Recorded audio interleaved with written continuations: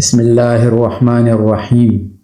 نبی کریم صلی اللہ علیہ وآلہ وسلم کا ارشاد گرامی ہے، التائب حبیب اللہ والتائب من الذنب کمن لا ذنب لہ۔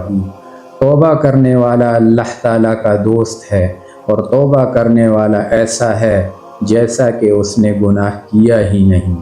سرکار دو عالم صلی اللہ علیہ وآلہ وسلم نے ارشاد فرمایا، ایک ایماندار آدمی کی توبہ سے اللہ تعالیٰ کو اس شخص سے بھی زیادہ خوشی ہوتی ہے کہ جو ایک ویران علاقے میں ہو جہاں ہلاکت ہی ہلاکت ہو، اس کے ساتھ اس کی سواری ہو جس پر اس کا کھانا پینا رکھا ہو، وہ پھر سر رکھ کر سو جائے، جب بیدار ہو تو اس کی سواری کہیں دور جا چکی ہو، وہ اسے تلاش کرے مگر اسے نہ ملے، جب گرمی اور دھوپ تیز ہو جائے یا وہ حالت طاری ہو جائے جو اللہ تعالیٰ چاہے، یعنی ظاہری اسباب زندگی منقطع ہو کر رہ جائیں، تو وہ آدمی کہے، اچھا میں جہاں تھا وہی آتا ہوں، اور سو جاتا ہوں تاکہ کہ مر جاؤں۔ پھر وہ اپنے بازو پر سر رکھ کر موت کی نیند سے سو جاتا ہے، پھر آنکھیں کھولتا ہے تو اس کی سواری اس کے پاس ہے جس پر اس کا کھانا رکھا ہوا ہے۔ کہتے ہیں کہ جس قدر اس کو سواری پا کر خوشی ہوئی ہے، اللہ تعالیٰ کو مومن بندے کی توبہ سے اس سے بھی زیادہ خوشی ہوتی ہے۔ حضرت حسن بصری رحمۃ اللہ علیہ فرماتے ہیں کہ جب اللہ تعالیٰ نے حضرت آدم علیہ السلام کی توبہ قبول کی تو فرشتوں نے انہیں مبارکباد دی۔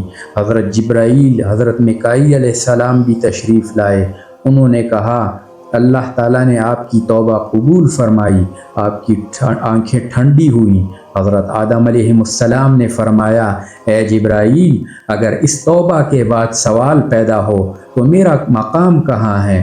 اللہ تعالیٰ نے حضرت آدم علیہ السلام کو وحی فرمائی، اے آدم، میں نے تیری اولاد میں مشقت ڈال دی، انہیں توبہ کا ورثہ عطا فرما دیا، ان میں سے جو بھی مجھ سے دعا کرے گا میں قبول کروں گا جیسا کہ تیری دعا قبول کی۔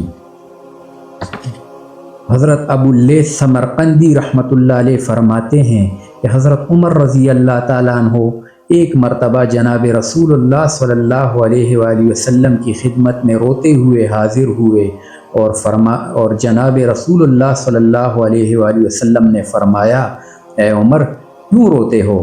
عرض کیا، یا رسول اللہ صلی اللہ علیہ وآلہ وسلم، دروازے پر ایک نوجوان ہے، اس نے میرا دل جلا دیا ہے، وہ رو رہا ہے۔ جناب رسول اللہ صلی اللہ علیہ وآلہ وسلم نے فرمایا، اے عمر، اس کو اندر آنے دو۔ راوی بتاتے ہیں کہ وہ اندر آیا اور رو رہا تھا۔ نبی کریم صلی اللہ علیہ وآلہ وسلم نے فرمایا، اے نوجوان کیوں روتے ہو؟ اس نے عرض کیا، یا رسول اللہ صلی اللہ علیہ وآلہ وسلم، مجھے کثرت گناہوں نے رلا دیا ہے، اور مجھے اللہ تعالیٰ سے ڈر ہے کہ وہ مجھ پر غضبناک نہ ہو جائے۔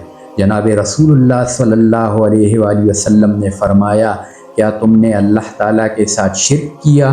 اس نے کہا، نہیں۔ فرمایا، کسی کو ناحق قتل کر دیا؟ کہا کہ نہیں۔ فرمایا، پھر اللہ تعالیٰ تیرا گناہ معاف کر دے گا، چاہے 7 آسمانوں، زمینوں اور پہاڑوں کے برابر ہو۔ اس نے عرض کیا، اے اللہ کے رسول صلی اللہ علیہ وآلہ وسلم، میرا گناہ اس سے بھی بڑھ کر ہے۔ فرمایا، کیا تیرا گناہ اللہ کی کرسی سے بھی بڑا ہے؟ کہا، اے اللہ کے رسول صلی اللہ علیہ وآلہ وسلم، میرا گناہ عظیم تر ہے۔ فرمایا، کیا تیرا گناہ اللہ کے عرش سے بھی بڑا ہے؟ کہا، میرا گناہ اس سے بھی عظیم تر ہے۔ فرمایا، تیرا گناہ بڑا ہے یا اللہ، یعنی اللہ کا معاف کرنا؟ اس نے کہا، اللہ تعالیٰ سب سے بڑا اور بزرگ ترین ہے۔ فرمایا، بڑے گناہ کو رب عظیم تعالیٰ معاف کر دیتا ہے، یعنی جو عظیم ترین درگزر کرنے والا ہے۔ پھر جناب رسول اللہ صلی اللہ علیہ وآلہ وسلم نے فرمایا، مجھے اپنا گناہ بتاؤ۔ اس نے کہا، اے اللہ کے رسول صلی اللہ علیہ وآلہ وسلم، مجھے آپ سے شرم آتی ہے۔ آپ صلی اللہ علیہ وآلہ وسلم نے فرمایا، بتاؤ۔ عرض کیا، میں 7 برس سے کفن چوری کا کام کرتا تھا، آخرکار انصار میں سے ایک لڑکی وفات پا گئی، میں نے اس کی قبر کو اکھاڑا اور کفن چوری کر لیا۔ ابھی تھوڑی دور گیا تو شیطان نے میرے دل میں برائی ڈالی، اور میں واپس آیا اور اس لڑکی سے جمع کر لیا۔ اس کے بعد تھوڑی دور گیا تھا کہ لڑکی کھڑی ہو گئی اور کہنے لگی، اے جوان تیرا ناس ہو، کیا تو جزا دینے والے سے نہیں شرماتا کہ جو ظالم سے مظلوم کا بدلہ لے گا؟ تو نے مجھے مردوں کے لشکر میں ننگا کر دیا اور مجھے اللہ تعالیٰ کے سامنے حالت جنابت میں کھڑا کر دیا۔ راوی بتاتے ہیں کہ نبی کریم صلی اللہ علیہ وآلہ وسلم نے عجلت میں اس کی گدی پکڑ لی اور فرمایا، اے فاسق، تو کس قدر جہنم کا مستحق ہے، یہاں سے نکل جا۔ وہ جوان اللہ تعالیٰ کے سامنے توبہ کرتے ہوئے نکل گیا۔ 40 راتیں توبہ کرتا رہا۔ 40 راتوں کے بعد اس نے آسمان کی طرف سر اٹھایا اور کہا، حضرت محمد صلی اللہ علیہ وآلہ وسلم، حضرت آدم علیہ السلام اور حضرت ابراہیم علیہ السلام کے اللہ، اگر تو نے مجھے معاف کر دیا تو حضرت محمد صلی اللہ علیہ وآلہ وسلم اور آپ کے صحابہ کو بتلا دے، ورنہ مجھ پر آسمان سے آگ برسا اور اس کے ساتھ مجھے جلا دے اور آخرت کے عذاب سے بچا لے۔